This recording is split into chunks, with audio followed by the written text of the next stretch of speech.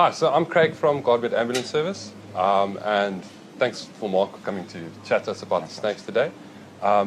We just would like to know, this is a public awareness thing, so what should a member of the public do if they come across a snake?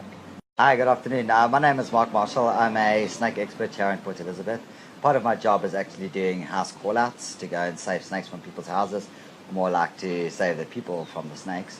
What a lot of people don't realize is that when you see a snake in your house or in your garden, it's not the end of the world. A lot of people think that the snake is going to attack them, it's dangerous, venomous, it's going to kill their dogs, etc. So the main thing what they should do is actually just take a photo of the snake to find out exactly what it is first.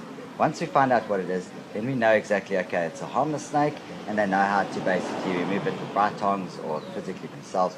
Or if it's a venomous snake, they know what to actually do. Obviously, keep dogs away, etc.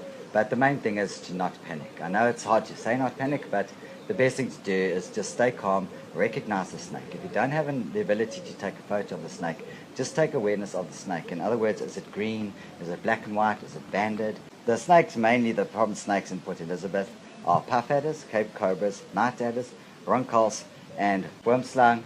Those are the only dangerous snakes in Port Elizabeth. If you know those 5 dangerous snakes, then all the other snakes are relatively harmless, and they're not life-threatening to us.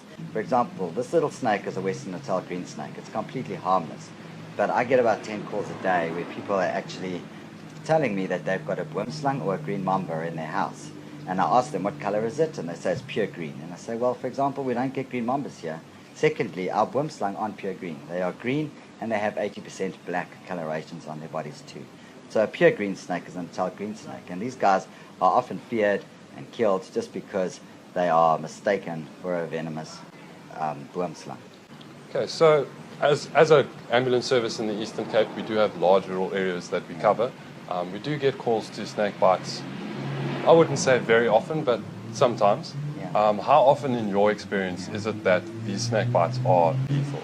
Yeah, a lot of people do get bitten. Obviously, a lot of the bites are harmless snakes, but Sure. some of the venomous snakes which bite people, obviously cobras, puff adders, worm slung, etc. But in most cases, the snake bite is actually not deadly on the site. Everyone thinks you get bitten by a puff adder on the foot, you're going to die instantly, and you have to get to hospital immediately within minutes. That is wrong. If it's in the muscle, it's going to take quite a while before the venom starts circulating through your body, and you actually can get to hospital in time. So there's no real panic with it. But worm slung's venom takes a long time to react. Sometimes up to 8 to 12, 15 hours for a reaction to actually happen, and you've got plenty of time to get to hospital. Just as long as you know what snake bit you, that is the most important thing.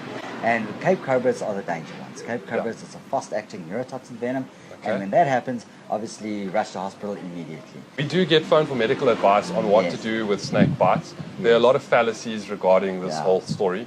Can you tell us some more about that? Well, it stems from the old movies where people get bitten by the snake and they take a knife and they cut the wound open and they suck the poison out.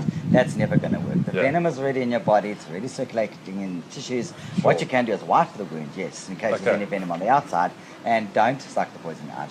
Rather, just clean it off and sit there, tell the patient to be very, very calm. Calmness is the main thing. You don't want the blood to circulate fast. You don't want the venom to circulate. So we're going to keep your heart rate down. No sucking blood out, no ice, no alcohol, and no smoking on the way to hospital. Okay, good to know.